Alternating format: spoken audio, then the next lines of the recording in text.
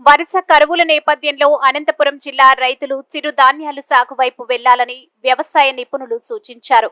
కరువు, ఎడారీకరణ నివారణకు రైతులు ఎలాంటి చర్యలు చేపట్టాలి అన్న అంశంపై ఏఎఫ్ ఎకాలజీ సెంటర్ ఆధ్వర్యంలో అవగాహన కార్యక్రమం నిర్వహించారు.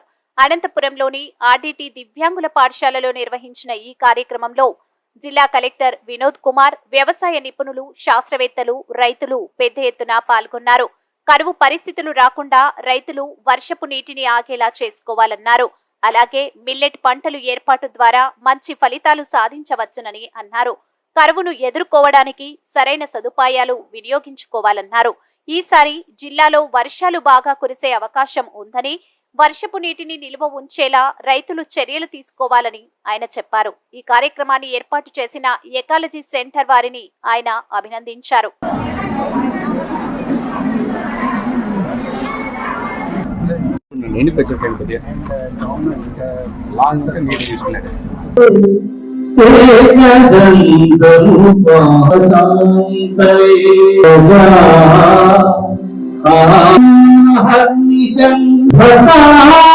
ఏమేమి వివిధ రకమైన టెక్నాలజీ మనకు ఉన్నాయి, వివిధ పంటలు మనము ఏం వేయొచ్చు, అసలు పంటలే మనం వేయలేకపోతే మనము పశువులకి ఉపయోగం పడే గడ్డిని కానీ ఎలా మనం పెట్టొచ్చు, అలాగే వచ్చే వర్షంని అది పరిగెత్తుకుంటూ వెళ్లకుండా నెమ్మదిగా నడక వెళ్ళేటటువంటి నీళ్ళని నిల్చోపెట్టేటట్టు తంత్రజ్ఞానాలు అంటే టెక్నాలజీని, మరియు మనము కాపాడినటువంటి నీళ్ళని ఎంత కావాలి అంత మాత్రమే అగ్రికల్చర్కి వాడాలటువంటి టెక్నాలజీ, ఇవన్నీ కూడా ఈరోజు చూడటం జరిగింది.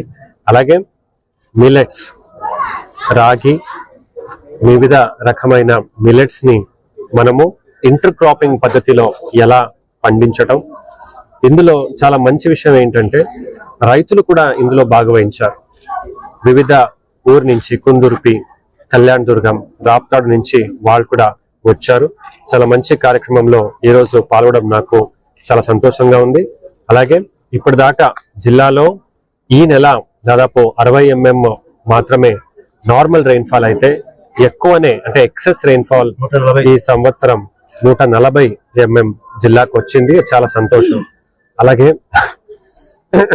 రాబోయే రోజు కూడా మంచి వర్షం జిల్లాకి రావాలని, రైతులు కూడా ఇలాంటి మంచి మంచి పథకాలని అవగాహన తెచ్చుకుని వాళ్ళ భూమిలో చాలా చక్కగా పంటల్ని, అవి కూడా ఇంటర్ క్రాపింగ్ కానీ అలాగే డెజర్టిఫికేషన్ కాకుండా చర్యలు అందరూ తీసుకోవాలని కోరుతున్నాను.